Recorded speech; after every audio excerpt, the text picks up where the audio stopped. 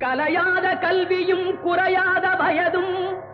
ஓர் கபடு வாராத நட்பும் கன்றாத வளமையும் குன்றாத இளமையும்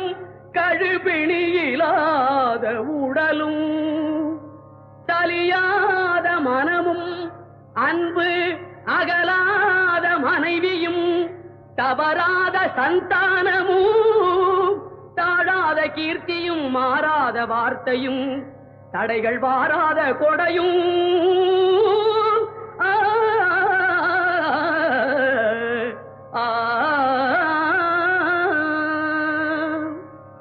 தொலையாத நிதியமும்